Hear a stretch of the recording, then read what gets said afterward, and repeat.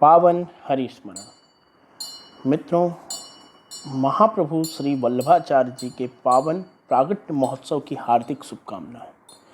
महाप्रभु श्री वल्लभाचार्य जी मध्यकालीन म्लेच्छाक्रांत भारत देश में भक्ति कल्पलता का छाया विस्तार करके भागवत धर्म की प्रतिष्ठा अक्षुण्ण रखने में महाप्रभु श्री वल्लभाचार्य जी ने जो श्रेय प्राप्त किया, उससे उनकी प्रगाढ़ भागवत भक्ति, मौलिक विचारधारा और विशिष्ट उपासना पद्धति की महत्ता प्रकट हो जाती है। वेदांत के रंगमंच पर प्रतिष्ठित आत्म रमणशील ब्रह्म की चिंतन निरस्ता से प्रभावित जन मस्तिष्क को भक्ति के अतुल रस सुधा सागर से सप्लावन सुख से संपन्न कर उन्होंने भागवत धर्म के श्री कृष्ण रूप के रस रूप की प्रधानता की पताका फहराई। वे महाभागवत, महादार्शनिक और भक्ति के महान आचार्य थे। 500 साल पहले की बात है।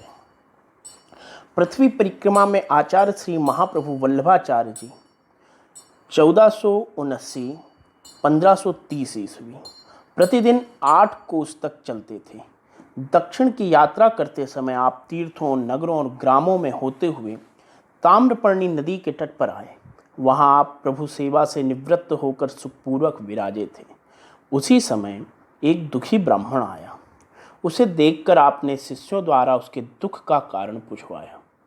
तब उसने कहा कि यहाँ से 2 कोस पर पालकोटा नाम का एक नगर है। वहाँ का राजा काल ज्वर से पीड़ित है। उसकी शांति के लिए राजगुरु ने कुंड मंडप बनाकर सोने का एक बड़ा काल पुरुष स्थापित किया है।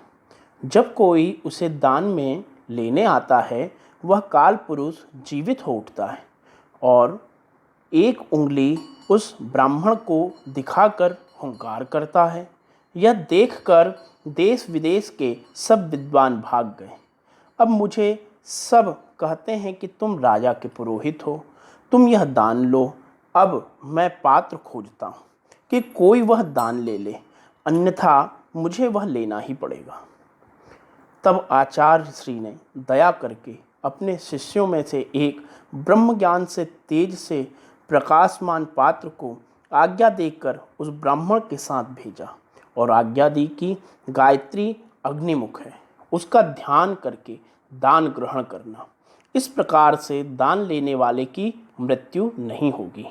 गुरु की आज्ञा शिरोधार्य करके वह शिष्य ब्राह्मण के साथ काल पुरुष के पास आया। उसे देखकर काल पुरुष ने एक उंगली बहुत जम से उठाई। तब उस शिष्य ब्राह्मण ने 2 उंगली दिखाई। यह देखकर काल पुरुष ने सिर झुका लिया। तब उस शिष्य ब्राह्मण ने दान लिया, किंतु दान लेते ही उसके दोनों हाथ काले पड़ गए। उसने तुरंत ही सोनार को बुलाकर उस काल पुरुष के टुकड़े टुकड़े करा दिए और सब ब्राह्मणों को बांट दिया। ऐसा करने से उसके हाथ फिर पहले की तरह स्वस्थ हो गए। तब राजा ने पूछा कि यह ब्राह्मण कौन है। पुरोहित ने आचार्य श्री की सारी व्यवस्था कही। राजा रानी पालकी लेकर आपको पधराने गए और प्रार्थना की कि अपने चरण रज से राज्य को पवित्र करें। तब आचार्य श्री पैदल चलकर नगर पधारे। वहाँ रानी, राजा सब ने उनसे दीक्षा ली और पूछा कि प्रभु, काल पुरुष के उंगली उठाने का कारण क्या है। तब आपने कहा कि काल पुरुष पूछता था कि यदि तुम नियम से एक बार भी संध्या करते हो तो मेरा दान लो। तब मेरे शिष्य ने 2 उंगली दिखाई कि मैं नियमित 2 बार संध्या करता हूँ। काल पुरुष ने माथा झुकाकर स्वीकृति दी कि तू मेरा दान ग्रहण कर। ब्राह्मण ने जानबूझकर कुदान लिया। उससे उसके हाथ काले हो गए और जब उसने दान को वितरित कर दिया तब पुनः उसके हाथ शुद्ध हो गए। इससे यह शिक्षा मिलती है कि अपने स्वधर्म अवश्य नियमित पालन करना चाहिए। किसी भी प्रकार का दान लें तो उसमें से अवश्य थोड़ा दूसरों को देना चाहिए। 500 साल पहले की बात है। दक्षिण भारत में एक तेलंग ब्राह्मण लक्ष्मण भट्ट तीर्थ यात्रा के लिए उत्तर भारत का भ्रमण कर रहे थे। वैशाख मास था। वे उस समय अपनी पत्नी इल्लम्मा गारू के सहित काशी में थे। अचानक सुना गया कि काशी पर यवनों का आक्रमण होने वाला है। अंततः वह दक्षिण की ओर चल पड़े। रास्ते में चंपारण्य नामक वन में इलम्मा ने पुत्र रत्न को जन्म दिया। वैशाख कृष्ण एकादशी थी। माता ने महानदी के निर्जन तट पर नवजात बालक को छोड़ दिया, पर माता की ममता ने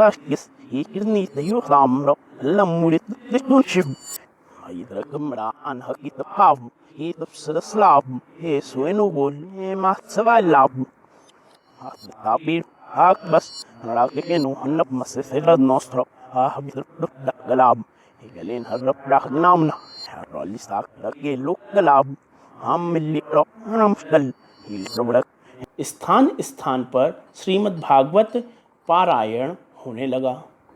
ये स्वयं भागवत सप्ताह श्रवण की बड़ी अभिरुचि रखा करते थे। वह स्वयं भी पाठ में लगे रहते थे।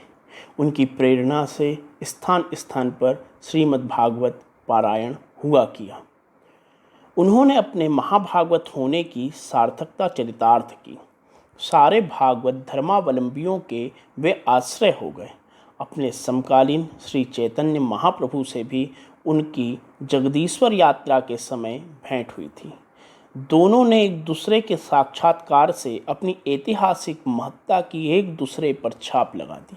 उन्होंने ब्रह्मसूत्र, श्रीमद् भागवत और गीता को अपने पुष्टि मार्ग का प्रधान साहित्य घोषित किया। प्रेम लक्षणा भक्ति पर विशेष जोर दिया। पुष्टि भगवत अनुग्रह या कृपा का प्रतीक है। उन्होंने वात्सल्य रस से ओतप्रोत भक्ति पद्धति की सीख दी। भगवान के यश लीला गान को वे अपने पुष्टि मार्ग में श्रेय मानते हैं। उन्होंने श्री शंकराचार्य के मायावाद का विरोध करके सिद्ध किया कि जीव उतना ही सत्य है जितना सत्य ब्रह्म है। फिर भी वह ब्रह्म का अंश और सेवक ही है। एतव उसका ब्रह्म के प्रति दास्य, सख्य, माधुर्य, कांता भाव सहज सिद्ध है। उन्होंने कहा कि जीव भगवान की भक्ति के बिना कतई नहीं रह सकता।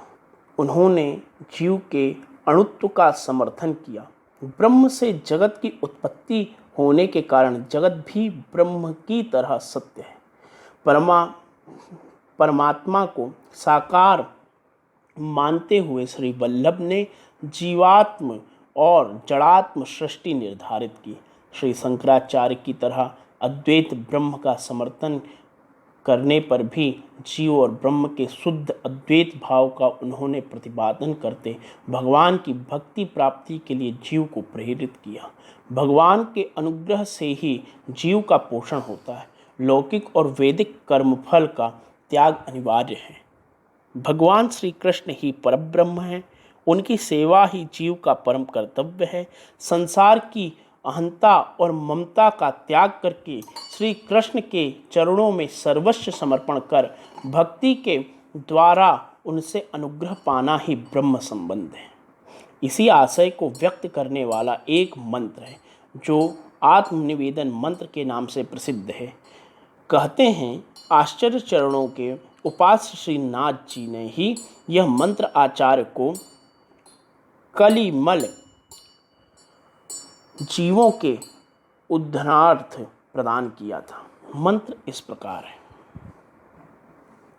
सहस्र परिवत्सरः मितकाल जात कृष्ण वियोग जनित ताप क्लेशानंद तिरो भासोहम भगवते कृष्णाय देहेन्द्रिय प्राणांत करणानि तद्धर्माश्च दारागार पुत्राप्त वित्तेहा परणी आत्मनः सह समर्पयामि दासोहम श्री कृष्ण तदास्मि। श्री वल्लभ के उपरयुक्त सिद्धांत से उन्होंने श्री कृष्ण की प्रसन्नता को ही भक्ति तत्व की संज्ञा से विभूषित किया। पुष्टि श्री कृष्ण प्रेम को प्रकट करने वाली भक्ति का नाम है। श्री वल्लभ